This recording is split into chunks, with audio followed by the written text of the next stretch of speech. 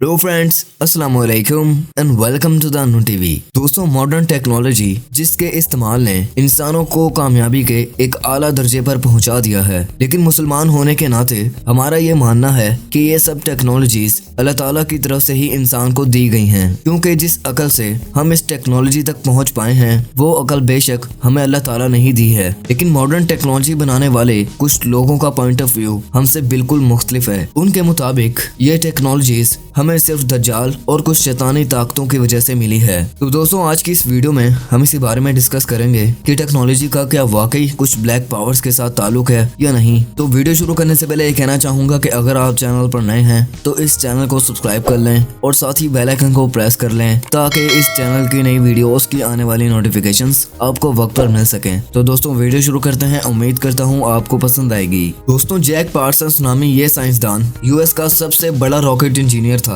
इसको यूएस में father of space के नाम से भी जाना जाता था। बेसिकली ये दुनिया का सबसे पहला वो शख्स था जिसने रॉकेट का इंजन इजाद किया था। और आज हम जो भी स्पेस में टेक्नोलॉजीज वगैरह देखते हैं, जैसे कि सैटेलाइट, रॉकेट या स्पेस क्राफ्ट वगैरह, उन सब में भी इसी की टेक्नोलॉजी इस्तेमाल की जाती है। दोस्तों, कहा जाता है कि जैक पार्सन्स शैतान की पूजा करता था। इस इंजीनियर की मौत इसी की लैब में हुई थी जहाँ ये एक बहुत ही खतरनाक प्रोजेक्ट पर काम कर रहा था। दरअसल जैक की मौत के बाद इसकी लैब से एक काले रंग का बॉक्स बरामद हुआ था। इस बॉक्स पर काफी तादाद में कुछ अजीबोगरीब साइंस बने हुए थे। जैक के दोस्तों का कहना था कि ये एक फर्जी इंसान बनाने की कोशिश कर रहा था। 1948 में जैक ने अपनी डायरी में अपने ख्वाब का तस्करा किया था। जैक ने अपनी डायरी में लिखा था कि उसने ख्वाब में एक शख्स को देखा जो कि दज्जाल था, यानी उसकी एक आंख थी। जैक ने दज्जाल से कहा कि सिर्फ तुम ही मेरी मदद कर सकते हो, तुम ही मुझे साइंस और जादू की दुनिया में कामयाब कर सकते हो।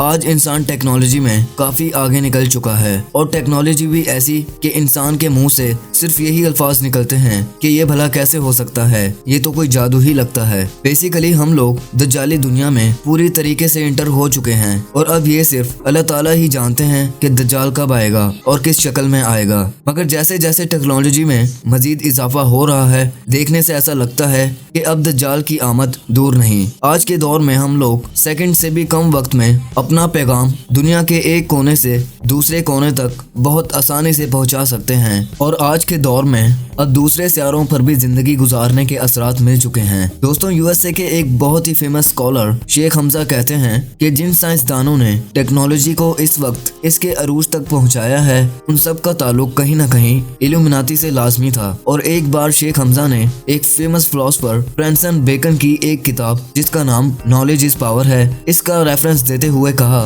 कि ये किताब फ्रांसिस बेकन ने जादुई दुनिया से अपने ताल्लुक की वजह से लिखी थी, क्योंकि फ्रांसिस हमेशा से ही ऐसी किताबें पढ़ता था जिसमें इल्यूमिनाती की पावर्स का जिक्र होता था। उसने अपनी किताब में ये क्लियरली लिखा था कि मॉडर्न साइंस और टेक्नोलॉजी ब्लैक पावर्स के बगैर कुछ भी नहीं। दोस्तों, ब्लैक पावर्स वो पावर्स होती हैं जिनको शैतान इस्तेमाल करते हैं। इसी तरह एक और राइटर आर्थर सी क्लैरक ने 1968 में एक famous film A Space Odyssey की स्क्रिप्ट लिखी। शेख हमजा कहते हैं कि आर्थर सी क्लैरक के पास उस वक्त फ्यूचर में बनाए जाने वाले तमाम स्पेस क्राफ्ट्स का मैप मौजूद था, जिसकी वजह से आज सैटेलाइट वगैरह काम कर रहे हैं। 1961 में इसने अमेरिका के एक न्यूज चैनल पर इंटरव्यू देते हुए कहा कि सन 2000 के शुरू में ऐसे डिवाइसेस बना दिए जाएंगे जिसकी मदद से लोग एक दूसरे से दुनिया के किसी भी कोने में बैठकर इजीली कांटेक्ट कर पाएंगे। इसके मुताबिक सिर्फ वही टेक्नोलॉजी आगे बढ़ पाती है जिनमें शैतानी ताकतें मौजूद होती हैं। दोस्तों, आईफोन्स के बारे में तो आप सभी जानते होंगे, जिसे एप्पल कंपनी मैन्युफैक्चर कर रही है।